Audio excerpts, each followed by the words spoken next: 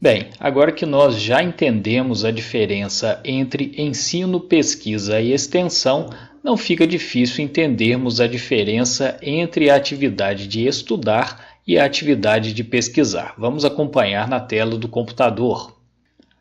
A atividade de estudo se caracteriza por ser uma atividade de reprodução de conhecimentos já existentes, ou seja, aquele que estuda pretende absorver, pretende apreender o maior número de conteúdos possíveis a respeito de determinada área do conhecimento humano, seja esta área física, história, biologia ou a nossa área, a ciência do direito. A atividade de estudo, portanto, é uma atividade vista de maneira um pouco mais passiva, já que a finalidade é introjetar conceitos que são mais ou menos aceitos como corretos, como certos dentro daquela área. Aquele que estuda, portanto, pretende absorver na maior e da melhor maneira possível um conhecimento que já é dado, um conhecimento que já é consolidado. A finalidade de quem toma contato com uma nova área de conhecimento é sempre estudar os seus fundamentos, estudar os princípios, as teorias básicas daquela área, e na medida em que o conhecimento vai sendo acumulado por aquele que estuda, esse estudo, essa abordagem vai se tornando cada vez mais profunda, vai se tornando cada vez mais complexa, mas sempre nessa perspectiva de reprodução, de introjeção de um conhecimento já dado, de um conhecimento já pré-existente. A atividade de estudo, por isso mesmo, se caracteriza numa atividade acrítica. Aquele que estuda, aquele que toma contato com determinada área, parte do pressuposto de que aqueles conhecimentos são corretos. A atividade de estudo não é propriamente o espaço, não é característico da atividade de estudo o questionamento, a dúvida a respeito daquilo que é apresentado pelos professores, pelos especialistas, pelos manuais e livros didáticos da área. Se estudando nós sentirmos uma certa inquietação, nós sentirmos uma certa dúvida, sentirmos um certo descontentamento com aqueles conteúdos, é indício de que nós já acumulamos conhecimento suficiente naquela área para termos uma postura mais autônoma, uma postura mais crítica. É o momento de nós passarmos da atividade de estudo para a atividade de pesquisa. E por isso mesmo nós vamos dizer que a pesquisa é uma atividade de criação de novos conhecimentos. E essa criação parte sempre deste descontentamento com aquilo que já foi consolidado em determinada área.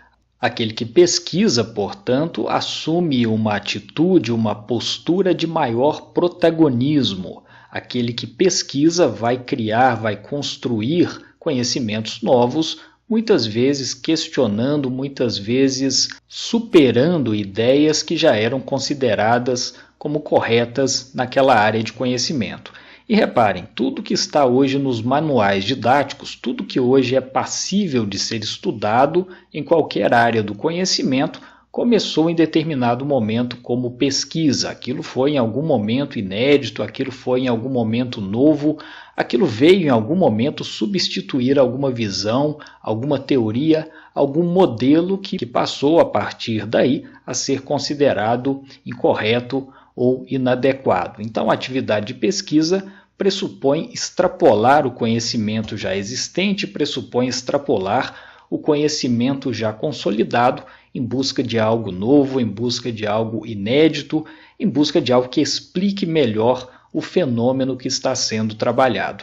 E, por óbvio, nós vamos dizer que a atividade de pesquisa depende necessariamente da atividade de estudo. Só aquele que já estudou, só aquele que já consolidou o entendimento a respeito daquilo que é trabalhado naquela área pode ter a pretensão de pesquisar. Só depois de eu conhecer muito bem quais são os fundamentos, as teorias, as explicações daquela área, é que eu vou avançar para a etapa de pesquisa. Não é possível fazer pesquisa sem um amplo conhecimento a respeito de determinada área.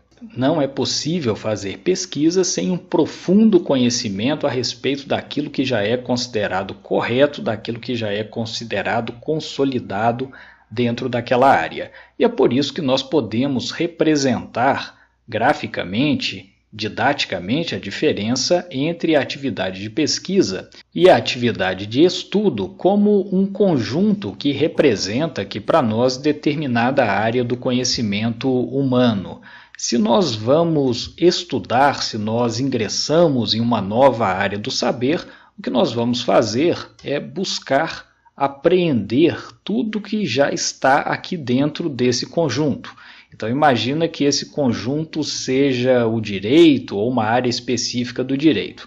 Quem estuda vai tentar absorver todo o conteúdo desse conjunto, aqui, por exemplo, do direito tributário, do direito previdenciário, vai tentar introjetar da melhor maneira possível as diversas nuances, as diversas especificidades a respeito de normas, a respeito de teorias, a respeito de decisões judiciais, a respeito daquilo que já foi estabelecido ao longo da história para aquela área de conhecimento. Então nós vamos ter aqui como que uma atividade de transposição desse conjunto para a nossa cognição. Então, uma atividade de reprodução e na maior medida possível, né? De preferência não deixando nenhum espaço em branco. Então, quanto mais nós estudarmos, mais nós vamos conhecer a respeito do que está aqui dentro desse conjunto de determinada área do saber humano.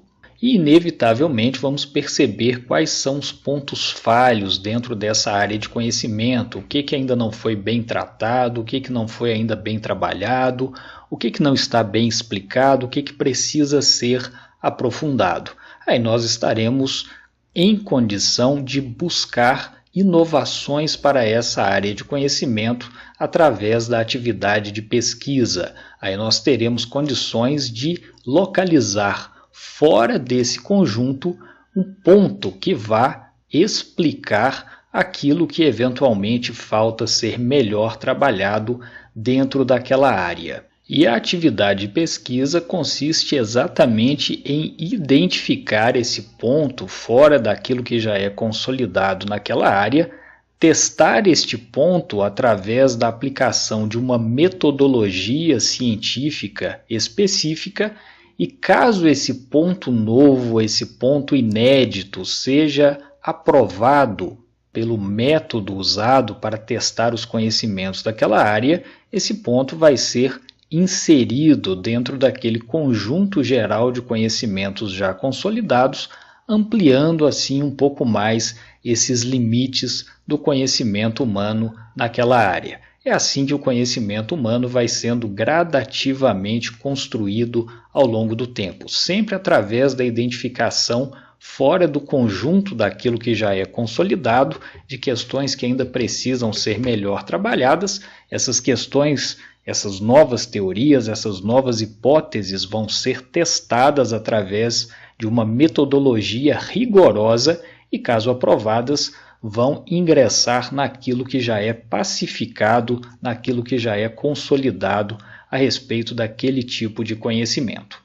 E para encerrarmos, vamos anotar essa máxima. A atividade de estudo é, portanto, indispensável à atividade de pesquisa. E a atividade de pesquisa pressupõe sempre um ineditismo, pressupõe sempre uma inovação em relação àquilo que tradicionalmente já é aceito, já é considerado como correto naquela área. Mais uma vez eu agradeço a atenção e nos vemos no próximo vídeo da disciplina.